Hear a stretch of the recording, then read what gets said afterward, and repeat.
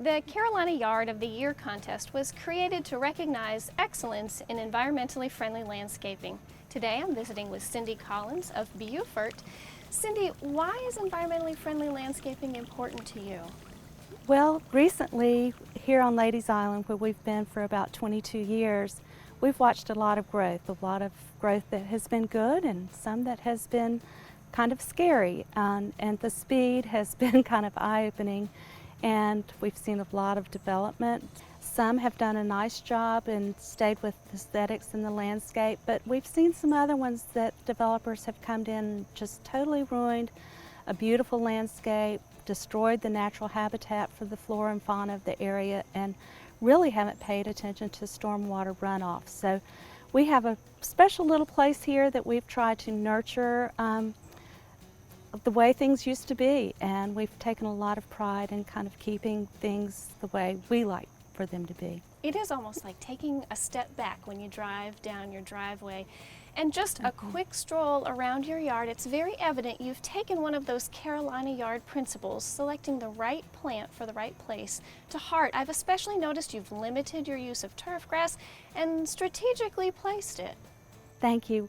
We have learned as we've gone along, and one of the things we learned is right behind us there was a yard there and there was no grass. With the big oak canopy, there was no way grass was going to grow. Too much shade. So my husband put in a fountain, and I started planting a lot of things that love shade, like hydrangeas, agapanthus, ferns, and in May and June it just is a happy place to be. Perfect. Why fight with things when you can just use plants that are going to be happy, so to speak, in those conditions that you have in your yard? Garden Like a Local is almost a subcategory of choosing the right plant for the right place. We encourage homeowners to incorporate native plants, those natural to an area whenever possible, and you have your own kind of native plant test area. Well, just recently I've gotten excited about native plants and have started exploring, like I said, with my little experiment area, seeing what will grow well here. I found some things that have worked really well, and I've been excited about attending native plant sales and symposiums and just trying to learn more about what we can incorporate to tie into just a more natural environment here.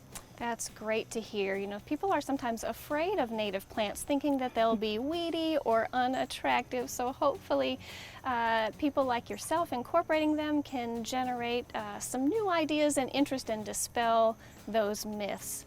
Cindy, your yard is full of diverse vegetation, from majestic old oak trees with Spanish moss and resurrection fern, but you also have some plants that are known to be invasive, a number of ligustrums that I understand were part of the original horticulture plan.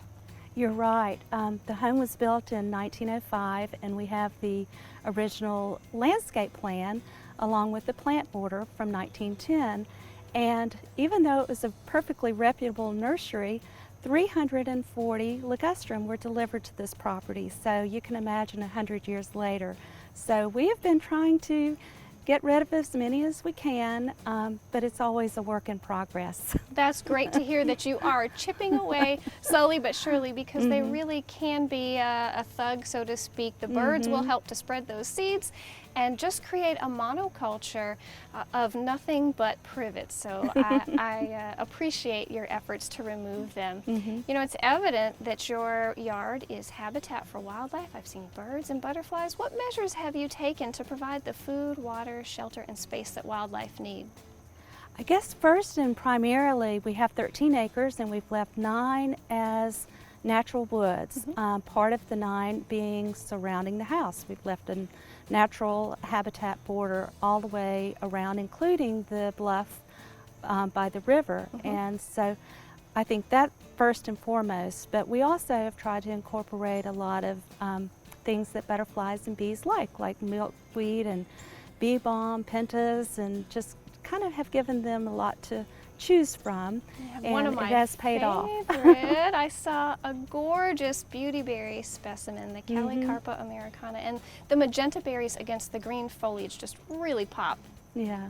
We saw a cardinal enjoying it while we were strolling around, which providing for wildlife is probably my favorite aspect of gardening. And speaking of wildlife, you might not think of these oak trees as providing habitat, but a native oak tree can support 500 species of caterpillars, whereas a ginkgo, which is originally from Asia but commonly planted, only supports about 5. And it takes like 6,000 caterpillars to raise one brood of chickadees. I think you're probably providing your fair share. We're trying to do our part.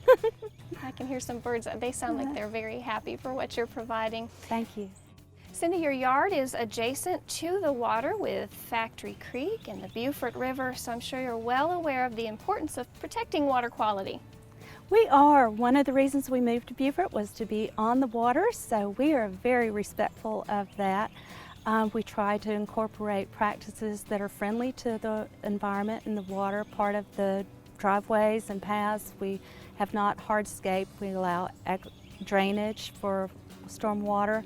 And one thing we have done is plant to preserve the natural berm in the back, the sandy berm. We've planted Asiatic jasmine, but it's performed as a natural barrier for erosion rather than putting up retaining walls and that type of thing. That's right, and you've told me that you're very careful to make sure that it stays nice and neatly trimmed. It's serving its purpose, reducing erosion in that area, but you're making sure that it's not going to spread to your surrounding natural areas. That's right. Well, before we wrap up, I have one little surprise for you, so let's go take a look. Okay, great.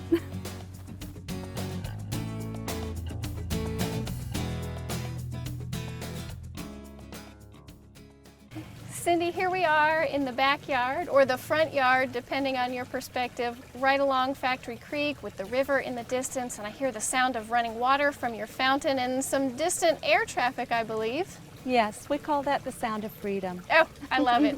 I love it. Well, you've really embraced the Carolina Yards principles, and it is my pleasure to present to you as the 2018 winner of the Carolina Yard of the Year contest, this beautiful marble plaque. Thank you very much. It has been a pleasure to work with all of you, and I appreciate it. Thank you. You are most welcome. Cindy's yard really demonstrates that you can create something aesthetically pleasing that meets your family's needs, all while supporting wildlife and protecting our natural resources.